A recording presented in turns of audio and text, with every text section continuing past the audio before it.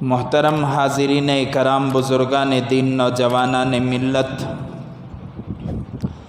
اللہ تبارک و تعالیٰ کا کلام بہت عظیم ہے۔ اس کے اندر سے جتنے خزانے آپ نکالنے چاہیں، اللہ تبارک و تعالیٰ آدمی کی صلاحیت کے اعتبار سے اس میں گہرائی پیدا فرماتے ہیں۔ جب سے میں آیا اس وقت سے صرف ایک ہی آیت آپ حضرات کے سامنے تلاوت کر رہا ہوں، اس لیے کہ اس تلاوت کے تحت میں بہت ساری باتیں اللہ تبارک و تعالیٰ ذہن میں ڈال رہے ہیں۔ وقتاً فوقتاً درمیان میں بھی بہت ساری آیتیں اور احادیث کو، چاہے وہ عربی میں ہو چاہے وہ اردو میں ہو، آپ حضرات کے سامنے پیش کر رہا ہوں۔ اللہ تبارک و تعالیٰ کا سب سے بڑا کرم اور ہم پر فضل ہے کہ اللہ تبارک و تعالیٰ نے ہمیں جناب محمد الرسول اللہ صلی اللہ علیہ وسلم کی امت میں پیدا فرمایا۔ دنیا کے اندر بہت زیادہ خوبصورت لوگ بھی ہیں، مالدار بھی ہیں، بہت زیادہ طاقت رکھنے والے بھی ہیں، بڑے بڑے بادشاہ ہیں۔ اللہ تبارک و تعالیٰ نے طرح طرح کی نعمتوں سے اور صلاحیتوں سے دنیا میں نوازا ہے۔ چاند میں پہنچنے والے، سورج کی آواز کو سننے کی کوشش کرنے والے، بلیک ہول تک پہنچنے والے اور بڑی بڑی عمارتوں میں رہنے والے بڑے بڑے کروڑ پتی، اللہ تبارک و تعالیٰ نے ایک سے بڑھ کر ایک صلاحیت والے کو دنیا کے اندر پیدا فرمایا۔ لیکن خدا وحدہ لا شریک کی قسم، جناب محمد الرسول اللہ صلی اللہ علیہ وسلم پر یقین رکھتے ہوئے میں آپ حضرات کو بتاؤں، کوئی ایمان والا ہے، چپراسی ہے، راستے پر ٹھیلا لگانے والا ہے، چائے کی دکان پر چائے بیچنے والا ہے، خدا وحدہ لا شریک کی قسم، وہ کسی بھی ملک میں زندگی گزارتا ہو، وہ کسی بھی جگہ پر زندگی گزارتا ہو، وہ چاہے مالدار ہو غریب ہو، وہ خوبصورت ہو وہ بدصورت ہو، وہ لمبا ہو یا پست قد ہو، اللہ تبارک و تعالیٰ نے ایمان کی دولت سے اسے نوازا۔ اس سے بڑا مالدار دنیا کے اندر کوئی اور نہیں۔ اور پھر فضل پر فضل اللہ کا یہ دیکھیں کہ اللہ تبارک و تعالیٰ نے ہمیں جناب محمد الرسول اللہ صلی اللہ علیہ وسلم کی امت میں پیدا فرمایا، جس امت میں پیدا ہونے کے لیے حضرات انبیاء نے دعا فرمائی ہو، اور اللہ نے بن مانگے ہمیں اس امت میں پیدا فرمایا۔ یہ کتنا بڑا شرف ہے۔ حضرت عیسیٰ علی نبینا علیہ السلام نے فرمایا، اے اللہ اس امت کا نبی مجھے بنا دے، اس امت کا نبی مجھے بنا دے۔ اللہ نے فرمایا، عیسیٰ نبی کی دعا کرتے ہو، اس امت کا نبی تو ہزاروں سال پہلے بن چکا ہے، پیدا ہو چکا ہے۔ کہاں پر ہے؟ جیسا کہ میں نے پہلے کہا، اللہ کے رسول صلی اللہ علیہ وسلم کی نشانیاں پہلے کی کتابوں میں گزر چکی تھیں۔ اللہ تبارک و تعالیٰ نے آسمانوں میں حضور صلی اللہ علیہ وسلم کے نام کو منتخب کر چکا تھا۔ اللہ کے رسول کو احمد کے نام سے جانا جاتا تھا۔ حضرت آدم سے لے کر، شیث سے لے کر، شعیب سے لے کر، صالح سے لے کر، لوط سے لے کر، حضرت عیسیٰ سے لے کر، موسیٰ سے لے کر، یوسف سے لے کر، یعقوب سے لے کر، تمام حضرات انبیاء علیہم السلام نے اپنی امتوں سے فرمایا کہ ایک نبی آنے والے ہیں جس کا نام احمد ہوگا۔ یہ جناب محمد الرسول اللہ صلی اللہ علیہ وسلم کی شان ہے۔ حضرت عیسیٰ علی نبینا علیہ السلام نے فرمایا کہ اے اللہ نبی تو نہیں بنا سکتا، کم از کم امتی کا درجہ نصیب فرما۔ اور اللہ تبارک و تعالیٰ نے حضرت عیسیٰ علیہ السلام کی دعا کو قبول فرمایا اور آسمانوں پر اٹھا لیا۔ آخر میں بحیثیت امتی دنیا کے اندر تشریف لائیں گے۔ حضرت عیسیٰ علیہ السلام نبی نہیں ہوں گے۔ اگر نبی کا درجہ اللہ تبارک و تعالیٰ عطا بھی فرما دے تو حضرات علماء فرماتے ہیں کہ نبی کا درجہ مل بھی جائے تو وہ دنیا کے اندر تشریف لائیں گے تو شریعت محمدی پر عمل کریں گے۔ یہ اللہ کا احسان ہے کہ مجھے اور آپ کو اللہ تبارک و تعالیٰ نے جناب محمد الرسول اللہ صلی اللہ علیہ وسلم کی امت میں پیدا فرمایا۔ یہ الگ بات ہے کہ میں اور آپ اس کی کتنی قدر کرتے ہیں، مجھے اور آپ کو اپنے گریبان میں جھانکنا چاہیے۔ مجھے اور آپ کو اللہ کے رسول کا سے کتنی محبت ہے وہ میرے اپنے دل سے میں پوچھ سکتا ہوں۔ نہ میں آپ کو دیکھ کر فیصلہ کروں گا، نہ آپ مجھے دیکھ کر فیصلہ کریں گے۔ آپ اپنے دل سے پوچھ کر دیکھیں، اللہ نے بن مانگے مجھے عطا فرمایا۔ دولت مانگنی پڑتی ہے، خوبصورتی مانگنی پڑتی ہے، اولاد مانگنی پڑتی ہے، نیک بیوی مانگنی پڑتی ہے، اچھے سے اچھا گھر مانگنا پڑتا ہے۔ یہ کتنی بڑی نعمت اللہ نے عطا فرمائی۔ نہ آپ نے مانگا نہ میں نے مانگا۔ اللہ چاہتا تو پچھلی نبیوں کی امتوں میں بھی پیدا کر سکتا تھا، لیکن اللہ تبارک و تعالیٰ نے امت محمدیہ کو پوری دنیا کے اب تک کی انسانیت کے اندر دیکھا کہ امت محمدیہ میں کون کون پیدا ہو سکتا ہے۔ اللہ تبارک و تعالیٰ نے مجھے اور آپ کا نام انتخاب فرمایا۔ جس کی امت میں انبیاء علیہ السلام نے پیدا ہونے کی خواہش کی، اس امت میں مجھے اور آپ کو پیدا فرمایا۔ آپ دل پر ہاتھ رکھ کر سوچیں کہ اللہ نے بن مانگے نعمت عطا فرمائی۔ پچھلی امتوں میں ایک کرتا اللہ ایک دیتا، ایک کرتا تو اللہ ایک دیتا، ایک نماز پڑھتا تو ایک نماز کا ثواب ملتا۔ اور اس امت کو اللہ تبارک و تعالیٰ نے ایسا نہیں فرمایا، فرمایا کہ جو آدمی ایک کرے گا میں اسے 10 دوں گا۔ آپ ایک نماز پڑھیں گے، اللہ تبارک و تعالیٰ 10 نمازوں کا ثواب عطا فرمائیں گے۔ حضرت موسیٰ علیہ السلام کا ٹول گیٹ درمیان میں لگا۔ حضور صلی اللہ علیہ وسلم تحفہ لے کر نیچے اتر رہے تھے۔ حضرت موسیٰ نے پوچھا کہ اللہ کے رسول کیا ملا؟ فرمایا کہ 50 نمازوں کا نذرانہ ملا۔ اور اللہ کا کرم دیکھیے کہ تمام امتوں کو جو عبادتیں ملی وہ دنیا کے اندر ملی، لیکن اس امت محمدیہ کی عظیم ترین عبادت کو اللہ تبارک و تعالیٰ نے آسمانوں میں عطا فرمایا۔ چھوٹی چھوٹی باتوں پر نمازوں کو چھوڑتے ہم لوگ۔ سر میں درد آیا نماز چھوڑ دیے، نیند کا غلبہ ہوا نماز کو ہم نے ترک کر دیا۔ نماز میں اتنی بڑی طاقت ہے، اتنی بڑی طاقت ہے، خدا وحدہ لا شریک کی قسم، آسمانوں کے فیصلوں کو حضرات صحابہ نے نماز کے ذریعے سے بدلا ہے۔ آپ نے بارہا سنا ہوگا، ایک صحابیہ کے بچے کا انتقال ہو گیا، 2 رکعت نماز پڑھی، بچہ زندہ ہو گیا۔ گدھا مر گیا، گدھے کی کیا حیثیت ہے؟ آج لوگ گدھا گدھے کے نام سے چڑھاتے ہیں۔ ایک صحابی کا گدھا مر گیا تو 2 رکعت نماز کو پڑھ کر گدھے کو زندہ کر لیا۔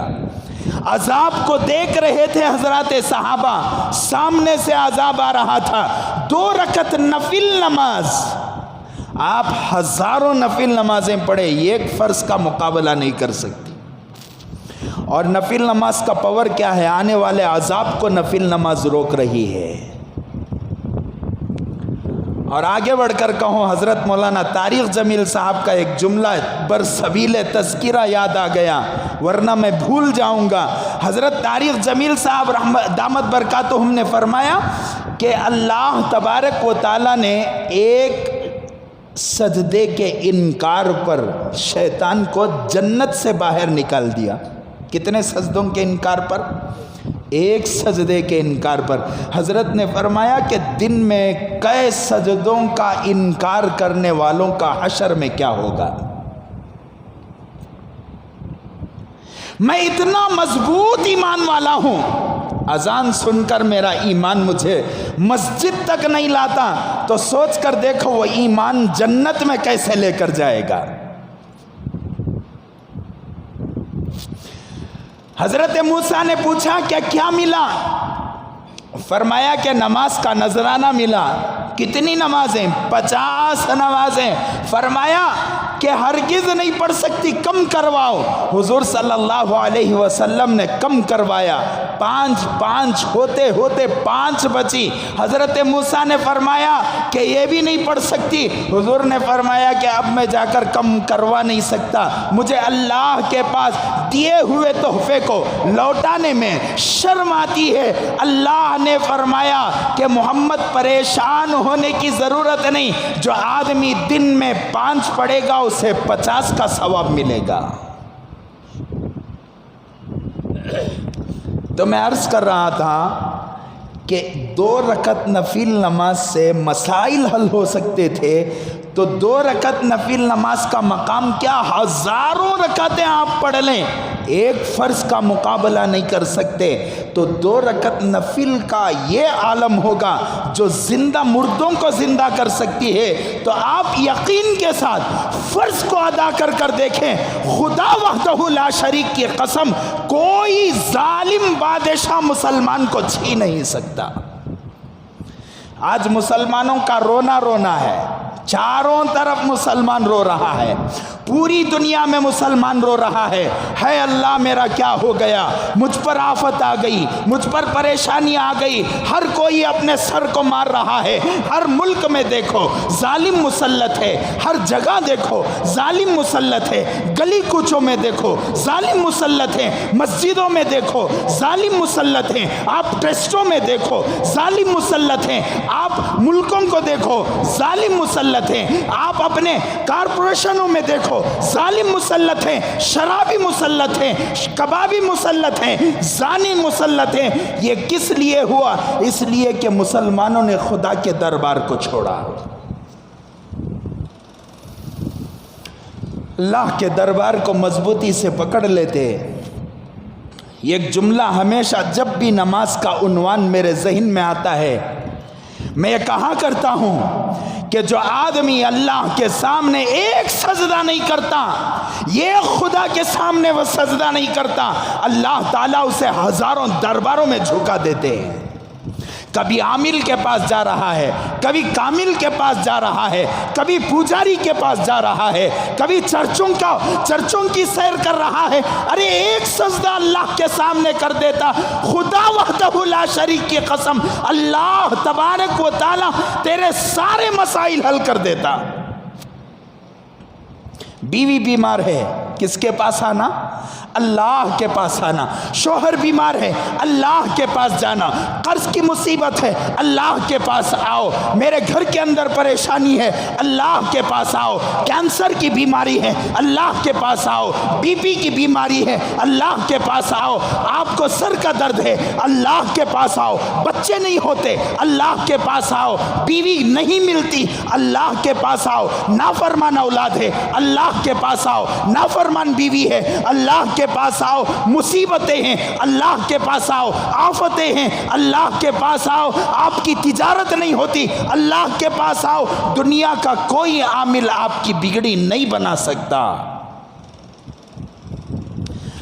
یہ اللہ کا کرم ہے کہ اللہ تبارک و تعالی نے ہمیں جناب محمد رسول اللہ کی امت میں پیدا فرمایا۔ آپ نے دیکھا کلمہ ہے یہاں پر اوپر، ٹھیک ہے، کلمہ ہے، ذرا غور سے کلمے کو دیکھو۔ کتابوں کے اندر لکھا ہے کہ نقطے والا نقطہ جس حرف پر ہوتا ہے وہ نقطے والا حرف کمزور ہوتا ہے۔ کیا ہوتا ہے؟ کمزور ہوتا ہے۔ اللہ تبارک و تعالیٰ نے اپنے کلمے کا انتخاب فرمایا، ایک بھی نقطے والا لفظ اس کے اندر موجود نہیں ہے۔ جب تک نقطہ نہ لگے باپ با نہیں بن سکتا. بچے کو پوچھو کہے گا کہ لکیر ہے. جب تک نقطہ نہ لگے نون نہیں بن سکتا. جب تک نقطہ نہ لگے شین نہیں بن سکتا. جب تک نقطہ نہ لگے ضاد نہیں بن سکتا, وا نہیں بن سکتا, سا نہیں بن سکتا, تا نہیں بن سکتا. یہ اللہ تبارک و تعالیٰ کا کتنا کرم ہے کہ اللہ نے ہم لوگوں کو بغیر نقطے کے کلمے والا بنایا. اور اللہ کے نام میں نقطہ ہے نقطہ. محمد الرسول اللہ کے نام میں نقطہ ہے. ہم کہاں جا رہے ہیں؟ کس کے درباروں میں جا رہے ہیں؟ دھوکہ کیسا دیتے معلوم؟ عاملہ.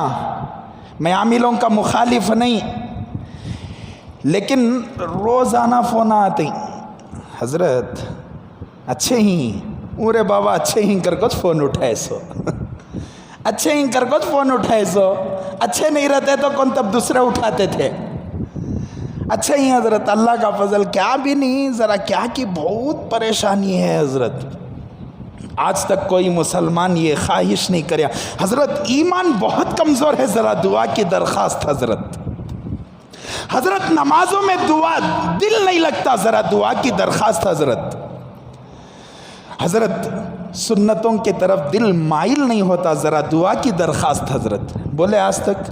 چلو میں بھی تمہیں اپنی زندگی میں جھانک کر دیکھیں گے. میں کبھی بولیا یا آپ کبھی بولے دعا کی درخواست کہاں آتی ہے؟ ذرا گھر کے اندر برتن گر گئے, کون کی کرا ڈالی؟ ذرا گھر کے اندر برتن گر گئے تو کیا کی حضرت؟ میں یہاں سے یوں چل کو جالے کو تھا, کون کی گزرے جیسا دکھ گا. انہیں بچہ دروازہ دریچہ کھول کو بند کریا ہے سو. انہیں بچہ کیا کریا سو؟ دریچہ کھول کو بند کریا سو. وہ دھوپ کی شعائیں ہیں نا, یوں گزرے جیسا ہوگا. انہوں کیا سمجھ گئے؟ کون کی گزرے جیسا ہوگا؟ ہمارے پھپھو کے, بھان کے, نانی کے, چچا کے گڈے جیسے لمبے, لمبے جیسے گڈے, چوڑے جیسے موٹے, انوچ کر ایسو منجے. کتنا بڑا دھوکہ معلوم عاملوں کا. اللہ کا لاکھ لاکھ شکر ہے, اللہ تعالیٰ عاملوں کی مصیبت سے بچائے. ارے میرے گھر کے برتنہ ہل گئے تو منجھے جادو کا ڈر لگتا نا. صحابہ اکرام اب کے گردنہ کٹ گئے, ان کو کیا لگتا تھا؟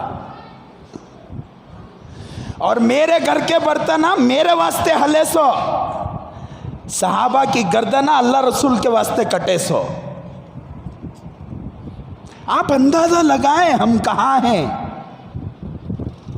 انہیں عامل صاحب کیا کرتا, نارلے کو زور سے زمین پر مارتے ہی وہ پھٹ کو اندر سے لال پانی نکل جاتا. اما منجے کون کی کرا دلے.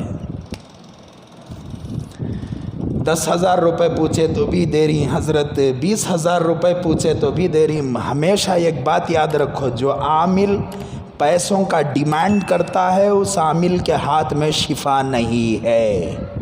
عامل کے پاس جانا تو منجا پوچھو, لیکن ذرے ذرے کو سب انہوں تھوک کو بھیج ڈالتی من سے. انہیں کون کیا آیا؟ ایک مرتبہ ایسا گزرتے گزرتے کرونا کے دور میں عامل صاحب کا رستہ کوریٹ گیرے کے راستے میں ملاقات ہو گئی. وہ صبح کو 8 بجے تک تھا نا وقت, 8 9 10 کتے کی, تو ملاقات ہو گئی. ملاقات کر لیا, جلدی جلدی صبح میں جانا تھا, ملاقات ہو گئی. تو میں کون کی آیا؟ مولانا ذرہ مل لے تو. ٹھیک ہے مل لیو صاحب. کیا صاحب خیریت؟ کیا بھی نہیں حضرت, بہت پریشان ہوں حضرت. کون کی کرا دلے جیسا ہے حضرت منجے, کیا کریا تو بھی کمائی کا رستہ نہیں کھل رہا حضرت, ہر چیز بند ہو گئی ہے حضرت. کب بول رہا سو؟ رمضان کے مہینے میں. کب بول رہا سو؟ رمضان کے مہینے میں. عامل صاحب آدھار دیو جی, آدھار دیکھے, کیا کی دیکھے, پھر وہ کیا کی کرنٹ کی بل دیو جی, ہاں وہ دیکھے. بہت اچھے عامل انہوں. میرے پاس جو بھی آتا میں ان کے پاس ہی بھیجتا ہوں. پیسوں کا ڈیمانڈ نہیں, کیا بھی نہیں. ماشاءاللہ جتنے جنے دکھائی کہ اچھا رزلٹ پیش کرے. بہرحال میرے دوست بھی ہیں. دیو جی تمہارے واسطے نہیں جی بند ہے، سو پوری دنیا کے واسطے بند ہے، اٹھ کو جاؤ جی یہاں سے۔ پوری دنیا کے اوپر کیا ہے؟ لاک ڈاؤن ہے، انہیں آ کو کیا بول رہا، کون کی کرا ڈال رہی، کیا بھی چل رہا نہیں، دکان کھولیا تو نارے بابا چلتا ہے۔ 2 رکعت نماز پڑھتا، اللہ کے سامنے سجدہ کرتا، ابھی بھی اب بے انتہا پریشانی کے عالم میں، بے انتہا پریشانی، ایسی پریشانی، اب ادھر گیا تو بھی پریشانی، ادھر گیا تو بھی پریشانی۔ اس وقت اللہ کو پکار کر دیکھو اللہ کیسی مدد فرماتے ہیں۔ میں مدرسہ چلا رہا ہوں نا، ہاں، منجے پوچھو اللہ کی مدد کیا ہوتی ہے حضرت کر کو۔ یہ ایک واقعہ بول کر میں اپنے عنوان پر آ رہا ہوں، ٹائم ہی ختم ہو۔ یہ ایک واقعہ بول کر اپنے عنوان پر آ رہا ہوں، مدرسے کا واقعہ۔ مدرسے میں چاول ختم ہو گئے، بالکل نیا مدرسہ، چاول ختم ہو گئے، پورے بچوں کو 12 بچے تھے، سب کو بلایا، بٹھایا، بیٹا صبح کو ناشتہ ہے، دوپہر کا کھانا مدرسے میں نہیں ہے۔ بھوکے رہتی، ننھے منھے بچے کیا بولیں گے انہوں، ہو حضرت ہمیں بھوکے رہتی۔ ایک کام کرو، بھوکے رہو نہ کو، اب بیٹھ کو ہمیں دعا، موٹا چاول بھی نہیں، باریک چاول بھی نہیں، ایک کام کرو یہاں بیٹھیں گے، میں بھی تمہیں مل کو دعا کریں گے۔ بیٹھے، درود شریف پڑھے، مل کر دعا کر لیے۔ وہ میں تو گنہگار، لیکن وہ بچے معصوم مہمانان رسول، جن کو بلا کر جن کے قدم پڑتے ہی گھروں کے اندر گھر والے سوچتے ہیں کہ اب ہمارے گھروں میں رحمت اترے گی۔ ارے کون کی بلا کو رحمت کا انتظار کر لے بیٹھے، ہمیشہ قرآن پڑھنے والے بچوں کے پاس کمی ہوگی۔ بہرحال دعا ہو گئی، دعا کے بعد میں بھی خاموش، یقین تھا اللہ کان سے تبھی انتظام کرتا ہے۔ کوشش کرنا، 10 گھنٹے ہو گئے، صبح کو 8 بجے دعا ہو کر ہے، 10 گھنٹے ہو گئے، 11 گھنٹے ہو گئے، ناشتہ کر لیے ہی بچے، 12 گھنٹے ہو گئے، اب 2 بجے کھانے کا انتظام کرنا۔ کیا کرنا؟ ابھی بھی ہمارے اہلیہ آج کھانا پکاتے سو بچوں کا، ہمارے اہلیہ بولے کم از کم جا کو خرچ تبھی لے کر آ جاؤ، دیکھیں گے اللہ کیا تبھی نظام کرتا ہے، بے فکر رہو، جاؤ خرچ لے کر آ جاؤ۔ بیوی کی بات سن کو گاڑی سٹارٹ کر لے کو سیدھا دکان کرنے گئے۔ اب کھانا کھلانا نا، ننھے منھے بچے ہی کھانا کھلانا ہے، سیدھا دکان کے پاس جا کر ابھی گاڑی کھڑایا ہی تھا کہ سامنے سے ایک آدمی آیا، کہاں مولانا اتنے دنوں سے دکھےچ نہیں نا تمہیں، 15 دن سے ڈھونڈ رو نا مولانا تم نا، کیوں بھائی کیا قصہ؟ کیا بھی نہیں، مدرسے کو 1-2 موٹے چاول دینا کر کو، 2 موٹے چاول دینا کر کو۔ یہ کس کی مدد ہے؟ کیا جو خدا صرف میرا ہے آپ کا بھی ہے کہ پوری دنیا کے مسلمانوں کا خدا ہے؟ جو آدمی یقین کے ساتھ اللہ کے پاس مانگتا ہے اللہ تبارک و تعالیٰ اسے ضرور عطا کرتا ہے۔ جو آدمی اللہ سے یقین رکھتا ہے اللہ اسے عطا فرماتے ہیں، جو آدمی مخلوق سے یقین رکھتا ہے اسے بھی عطا فرماتے ہیں، لیکن رزق میں برکت نہیں ہوتی۔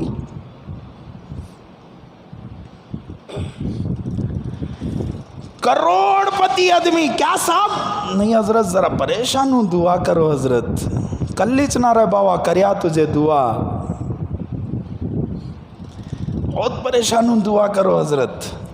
اچھا نماز پڑھے، ذرا بیچ وہ کان سے کیا آیا بھول گیا تھا، اب جا رہا ہوں حضرت پڑھنے کے واسطے۔ نماز پڑھ لیتا تو پریشانی ہوتی تھی، تو بہرحال عرض کر رہا تھا کہ اللہ تبارک و تعالیٰ نے ہمیں کہاں پیدا فرمایا؟ محمد الرسول اللہ صلی اللہ علیہ وسلم کی امت میں پیدا فرمایا۔ سب سے بڑا انعام اللہ کا ہم لوگوں پر، اللہ تعالیٰ جیسے پیدا فرمایا ویسا عاشق بھی اللہ کے رسول کا بنا تھے۔ صحابہ کیسے عاشق تھے. ایک مرتبہ اللہ کے رسول صلی اللہ علیہ وسلم کو حضرت عثمان غنی رضی اللہ عنہ نے اپنے گھر پر بلایا. فرمایا کہ اللہ کے رسول میرے گھر پر دعوت میں تشریف لائیں. اللہ کے رسول صلی اللہ علیہ وسلم شیخین کے ساتھ یعنی حضرت ابو بکر اور عمر کے ساتھ دونوں کے ساتھ حضرت عثمان غنی رضی اللہ عنہ کے گھر کی طرف نکل پڑے. اللہ کے رسول چلتے جا رہے ہیں. حضرت عثمان غنی پیچھے سے قدموں کے نشان کی تعداد گنتے جا رہے ہیں. گھر پہنچے. کسی نے کہا اے اللہ کے رسول آپ جب چل رہے تھے حضرت عثمان غنی پر ہماری نگاہ پڑی, آپ کے قدموں کے نشانات کو وہ گن رہے تھے. کیا کر رہے تھے؟ گن رہے تھے. تو حضور صلی اللہ علیہ وسلم نے حضرت عثمان غنی سے پوچھا عثمان تم نے کیوں گنا؟ فرمایا کہ اللہ کے رسول ہر قدم کے بدلے ایک غلام آزاد کرنے کا ارادہ ہے. اس کی ایک ہمارے دور کے حساب سے قیمت ڈھونڈیں گے. ٹھیک ہے, ہمارے دور کے حساب سے یہ قیمت طے کریں گے. اے اللہ کے رسول ہر قدم پر ایک اونٹ ذبح کرنے کا ارادہ ہے. کتنا ایک اونٹ؟ کتنا ہے بنگلور میں ایک اونٹ اگر خریدنے گئے تو؟ 1 سے 1.25 لاکھ روپے. 1 سے 1.25 لاکھ روپے کا اونٹ اللہ کے رسول صلی اللہ علیہ وسلم کے دور میں جتنے قدم پڑے اتنے اونٹوں کو حضرت عثمان غنی نے ذبح فرمایا. کیا محبت تھی ان کی. ہمیں ڈالے حضور کے نام سے اب تک جھولی میں ڈالے, ابا کے نام سے ڈالے, دادا کے نام سے ڈالے, دادی کے نام سے ڈالے, چچا چچانی سب کے نام سے ڈالے. اللہ کے رسول کے نام سے اگر ڈال کر ہیں تو خوش ہو جاؤ کہ ہم نے حضور صلی اللہ علیہ وسلم کی محبت کا ایک چھوٹا سا حق ادا فرمایا. اگر نہیں ڈال کر ہیں تو ارادہ کرو جب بھی مجھے موقع ملے گا میں اللہ کے رسول کے نام سے صدقہ کروں گا. حضور نے فرمایا کہ یہ باغ بیچ دو, بیچ دیا. خرید لو, خرید لیا. اس کنویں کو جو خریدے گا میں اسے جنت کی ضمانت دے. صحابہ نے خرید لیا. فرمایا کہ یہ یہودی بہت زیادہ تکلیف پہنچاتا ہے. صحابی نے تلوار نکالی اور گردن کو اڑا دیا. کیا محبت تھی ان کی. تو پیوستہ جمعہ ایک واقعہ آپ حضرات کے سامنے پیش کر رہا تھا حضرت ثعلبہ بن عبد الرحمن کا. راستے سے گزرتے گزرتے, محبت دیکھو حضرات صحابہ کی, راستے سے گزرتے گزرتے حضرت ثعلبہ ابن عبد الرحمن رضی اللہ عنہ کی نگاہ ایک نامحرم عورت کی پیٹھ پر پڑی. جان بوجھ کو ڈالے تھے انجانے میں. اور میں نے کہا تھا کہ ایک نگاہ کیا ہے, ارے ذرا بولو, ایک نگاہ معاف ہے. ایک نگاہ کا تو کیسی یہ نگاہ کون سی, یوں پڑھتے ہی منڈی جھکا ڈالنا, یہ نگاہ معاف ہے. اب تو ماشاء اللہ نگاہ کی حفاظت کی کوئی ضرورت نہیں. یہاں اس میں بھی نگاہ خراب ہو رہی ہے. اللہ کی مدد آئے گی. ہر نوجوان دیکھ رہا ہے. آپ قرآن کا اپلیکیشن کھولو, انہیں کون کیا ڈانس کرے کے بعد اپلیکیشن کھلتا. آپ گیلری کھولو, کون کی آتی ہے انہیں ڈانس کرتی ہے اس کے بعد گیلری کھلتا. میرے پاس حدیث اور تفاسیر کے اپلیکیشنز ہیں. ان تفاسیر کو اور حدیثوں کو کھولو, انہیں کون کیا کو ڈانس کرتی ہے اس کے بعد کیا ہوتا. اللہ اکبر.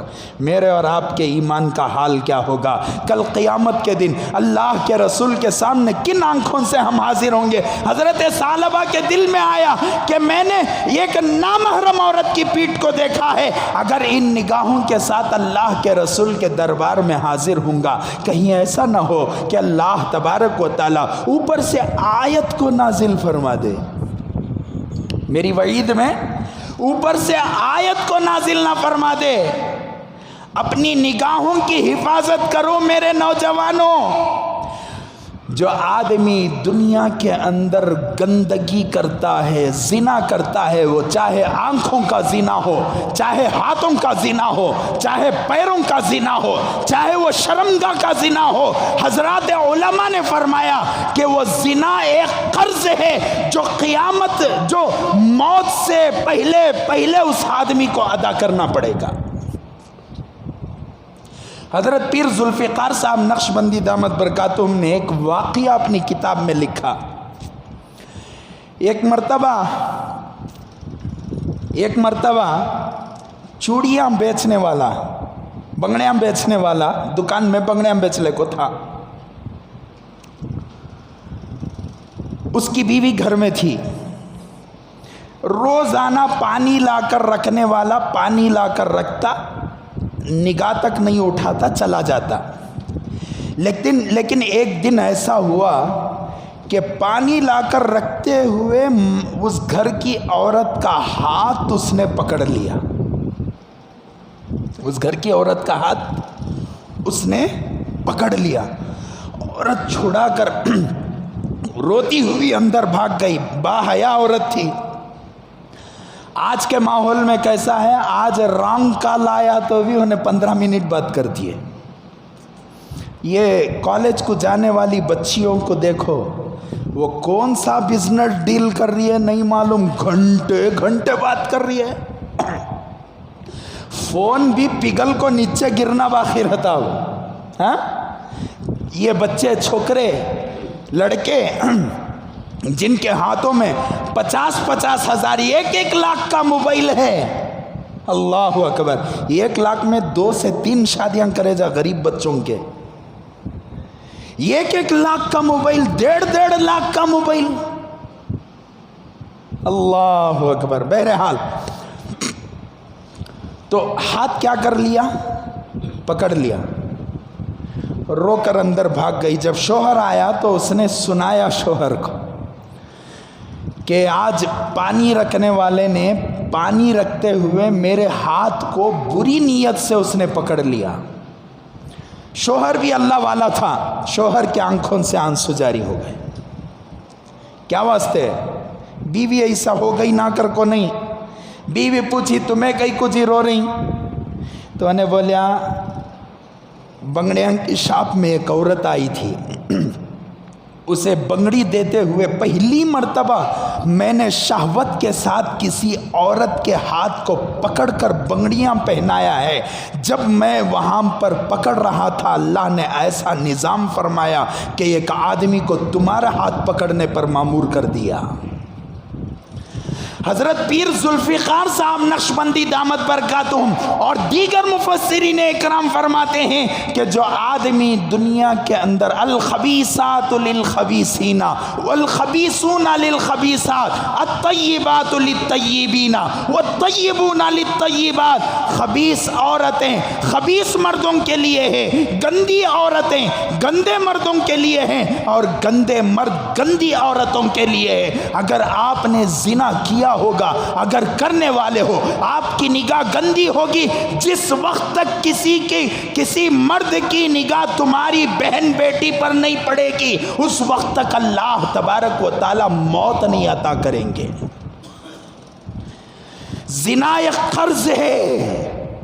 ایک صحابی نے فرمایا جناب محمد رسول اللہ صلی اللہ علیہ وسلم سے، اے اللہ کے رسول، مجھے میری عورت کے کردار پر شک ہے۔ کیا فرمایا؟ مجھے میری عورت کے کردار پر شک ہے۔ تو اللہ کے رسول صلی اللہ علیہ وسلم نے فرمایا کہ تم لوگوں کی عورتوں کے ایک سلسلے میں شرم و حیا کرو، اللہ تبارک و تعالی تمہاری عورتوں کے سلسلے میں شرم و حیا کا معاملہ فرمائیں گے۔ جو آدمی دنیا کے اندر کسی کی بہن کو دیکھتا ہے، خدا وحدہ لا شریک کی قسم، حضرات مفسرین کی تفاسیر کو سامنے رکھ کر بیان کر رہا ہوں، جب تک کہ تمہاری بہن کو کوئی غیر محرم نہ دیکھ لے، اس وقت تک تمہیں موت نہیں آئے گی۔ ہماری نگاہ اللہ نہ کرے کسی کی بیوی پر پڑی، اس وقت تک موت نہیں آئے گی جب تک کہ میری بیوی کو کوئی غیر محرم مرد للچائی ہوئی نگاہ سے نہ دیکھ لے۔ میں سمجھوں گا ہماری اس مسجد معراج میں شاید ہی کوئی مرد ہوگا جب بیٹھے ہوئے لوگوں میں کہ کوئی اپنی بیوی کے جلوے کو لوگوں کے سامنے پیش کرنے کی خواہش رکھتا ہوگا، ہے؟ باغیرت مرد مر جائے گا لیکن اپنی بہن اور بہو اور بیٹی کی عزت کو تار تار ہونے نہیں دے گا۔ لیکن میرے دوستو، زنا آنکھوں کی نگاہ، زنا ایک قرض ہے، دنیا میں اس وقت تک موت نہیں آئے گی جب تک کہ ادا نہ ہو جائے۔ ایک لمبا عنوان ہے، انشاءاللہ کبھی آپ حضرات کے سامنے عرض کروں گا۔ حضرت ثعلبہ رضی اللہ عنہ نگاہ پڑی، فوراً دل کے اندر خیال آیا میں ان نگاہوں کو لے کر جناب محمد رسول اللہ کے پاس پہنچوں گا تو اگر اللہ نہ کرے میری وعید میں آیتیں نازل ہو جائیں اور قیامت تک کے مسلمان مجھ پر لعنتیں بھیجتے رہیں، اس لیے بہتر ہوگا میں اللہ کے رسول کے دربار میں نہ جاؤں، میں کہیں چلا جاؤں۔ اور حضرت ثعلبہ نکل گئے پہاڑوں کی طرف۔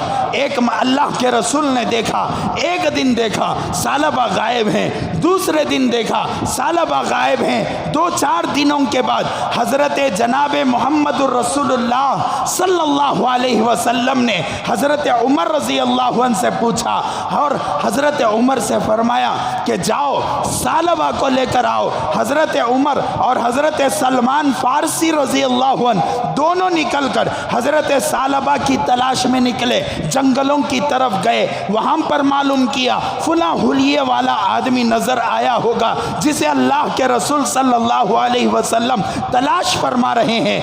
کسی نے حضرت ثعلبہ رضی اللہ عنہ کو نہیں دیکھا۔ ایک مرتبہ پہاڑوں کی طرف حضرت عمر اور حضرت سلمان فارسی رضی اللہ عنہ گئے تلاش کرتے ہوئے، وہاں پر ایک چرواہا بکریاں چرا رہا تھا۔ جا کر اس چرواہے سے معلوم کیا یہاں کسی ثعلبہ نام کے آدمی کو تم نے تو نہیں دیکھا؟ فرمایا کہ ایک آدمی ہے اس پہاڑ کے پیچھے، زارو قطار روتا ہے، جس وقت اس آدمی کے سامنے سے ہماری بکریاں گزرتی ہیں تو ہماری بکریاں بھی بلبلانے لگتی ہیں، ہماری بکریاں بھی رونے لگتی ہیں اور اس جگہ پر چارہ نہیں چرتی۔ میں 3 دن سے دیکھ رہا ہوں وہ آدمی سجدے میں گرا ہوا رو رہا ہے۔ کتنے نگاہ دیکھا تھا انہیں؟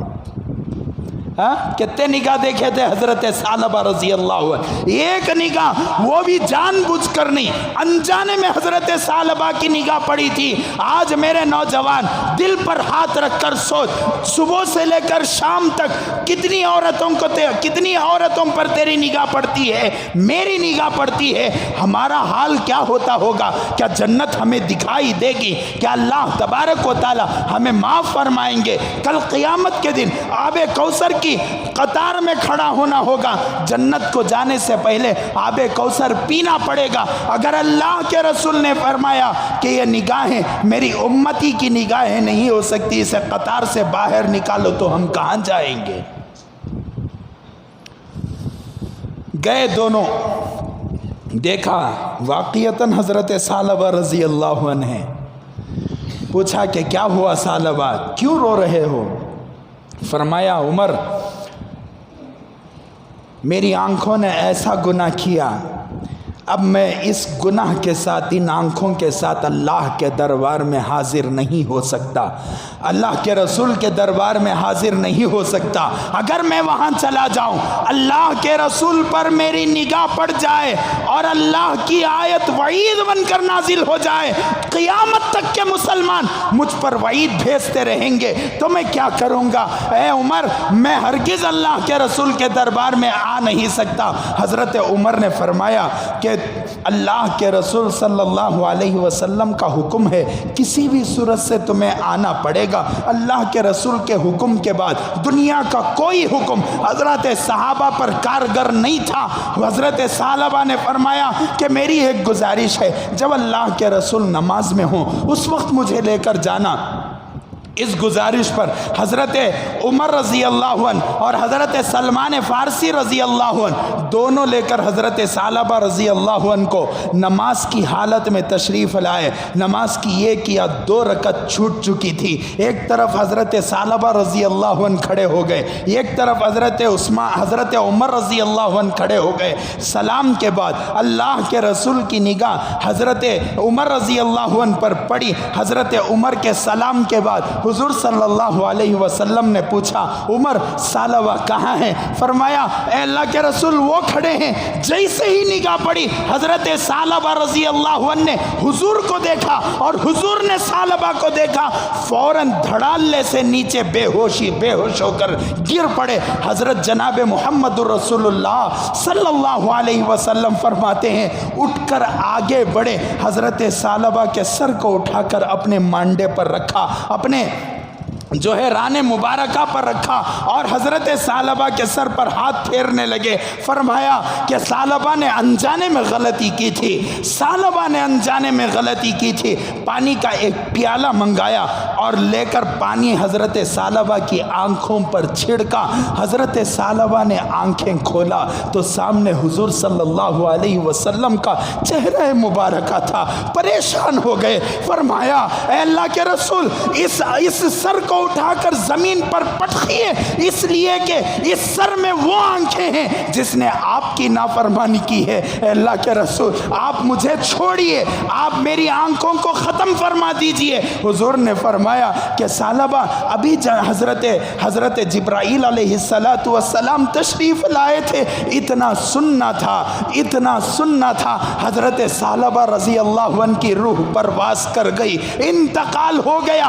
صحابہ نے پوچھا, اے اللہ کے رسول, حضرت ثعلبہ کے متعلق دنیا سے تو ثعلبہ چلے گئے, لیکن حضرت جبرائیل علیہ السلام نے حضرت ثعلبہ کے متعلق کیا فرمایا؟ حضور صلی اللہ علیہ وسلم نے فرمایا, ثعلبہ سے انجانے میں غلطی ہوئی تھی اور ثعلبہ نے اتنی معافی چاہی. ثعلبہ کی معافی کا, توبہ کا ادنا حصہ پوری دنیا پر تقسیم کر دیا جائے تو پوری دنیا کی مغفرت ہو جائے. صحابہ فرماتے ہیں کہ اللہ کے رسول صلی اللہ علیہ وسلم حضرت ثعلبہ کے جنازے میں قدم بھی رکھ رہے تھے تو سوچ کر رکھ رہے تھے. صحابہ نے پوچھا, اے اللہ کے رسول کیا ہوا؟ آج تک ہم نے یہ عمل نہیں دیکھا. صحابہ کے بڑے صحابہ کے جنازوں کو آپ نے پڑھا اور دفنایا, لیکن حضرت ثعلبہ رضی اللہ عنہ کے جنازے میں آپ نے سوچ کر قدم رکھا. حضور صلی اللہ علیہ وسلم نے فرمایا کہ ثعلبہ کے جنازے میں آسمان کے فرشتے بھی اتر چکے ہیں. ہے کیا محبت تھی ثعلبہ کی, کیا تقویٰ تھا ثعلبہ کا. اور آج ہمارا تقویٰ آپ دیکھیں, ہر کوئی آدمی گھر کے اندر کہتے انچس کی ٹی وی 40 کو 5 50 کو 2. حضرت تم نہ کیسا معلوم کر کو منجے پوچھو نو کو سمجھ میں آئی بات.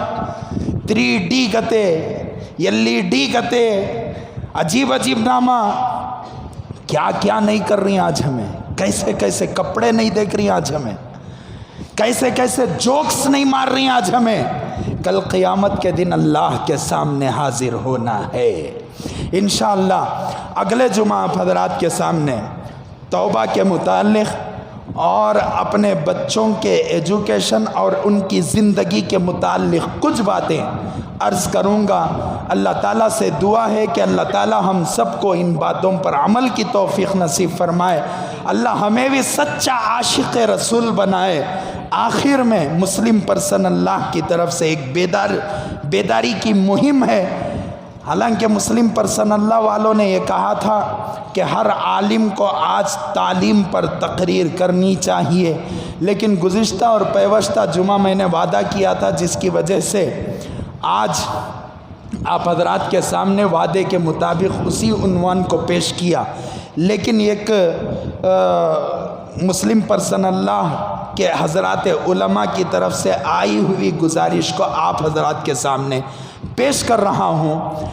آج کتنے تاریخ 11 اکتوبر नवंबर, 11 नवंबर। 11 नवंबर को क्या है मालूम आपको? मालूम? किसे मालूम है? अगर कोई सियासी एतबार से पूछ रहा हूँ, किसी को कुछ मालूम है? हजरत एक तो टीपू सुल्तान का हैज, वो तो हर एक को मालूम। हमारे मुल्क का सबसे पहला तालीमी वजीर, जिसका नाम हजरत मौलाना अबुल कलाम आज़ाद। अल्लाह अकबर, किसे भी नहीं मालूम। जब हिंदुस्तान आज़ाद हुआ तो सबसे पहला एजुकेशन मिनिस्टर जिसे बनाया गया वो कौन था? आलिम था, और उसका नाम क्या था? हज़रत मौलाना अबुल कलाम आज़ाद रहमतुल्लाहि अलैह। हमारे मुल्क का माया नाज आलिम दीन और बेहतरीन हस्ती 7 साल पहले तक, कब से बैठे सोइनो चीचा जान? 2014 में, 2014 से पहले तक अबुल कलाम आज़ाद की बाकायदा जयंती मनाते थे। और जब से डाकू मंगल सिंह बैठे उस वक्त से उसे ख़त्म कर डाले। हज़रत टीपू सुल्तान शहीद रहमतुल्लाहि अलैह के असबाक़ को निकाल डाले। तो इंशाअल्लाह इस जुमा मेरा इरादा था कि मैं आप हज़रात के सामने तालीम के सिलसिले में कुछ अर्ज़ करूं, लेकिन वादे की वजह से मैंने अर्ज़ नहीं किया। आज का दिन हज़रत अबुल कलाम आज़ाद रहमतुल्लाहि अलैह के लिए दुआ का दिन है। आप अपनी इनफिरादी दुआओं में भी हज़रत के लिए याद रखें। लोग कहते हैं ना, मदरसे वाले क्या कर सकते हैं? खुदा वहदहू ला शरीक की कसम, हिंदुस्तान का सबसे पहला एजुकेशन मिनिस्टर मदरसे का फारिग था, मदरसे का फारिग था। और आज जितने भी स्कूल और कॉलेजेस बने हुए हैं वो तमाम हज़रत मौलाना अबुल कलाम आज़ाद की देन थी। तो इंशाअल्लाह अगले जुमा उसी के तहत हज़रत मौलाना अबुल कलाम आज़ाद की भी कुछ तारीख़ आप हज़रात के सामने लाऊंगा। अल्लाह ताला से दुआ है कि अल्लाह हज़रत को करवट करवट जन्नत नसीब फरमाए, आला इल्लीन में जगह अता फरमाए, अल्लाह क़ब्र को नूर से मुनव्वर फरमाए, ऐसे उलमा को और भी पैदा फरमाए। अल्लाह ताला हज़रत के तमाम कारनामों को बे इंतहा कबूल फरमाए। हज़रत के कारनामों में क्या क्या चीज़ें हैं, पार्लियामेंट में हज़रत का क्या रोल रहा, जिस वक्त कॉन्स्टिट्यूशन ऑफ इंडिया बनाया गया उस वक्त कितने उलमा पार्लियामेंट में थे। इंशाअल्लाह हो सके तो अगले जुमा एजुकेशन के तहत मैं आप हज़रात के सामने लाने की कोशिश करूँगा। आखिर में हस्बे मामूल मस्जिद के चंदे का ऐलान है, जाते हुए ज़्यादा से ज़्यादा मस्जिद का ताउन फरमाते हुए जाएँ। अल्लाह ताला बेइंतहा कबूल फरमाए। आमीन व आखिरुद्दावाना अनिल हम्दुलिल्लाहि रब्बिल आलमीन।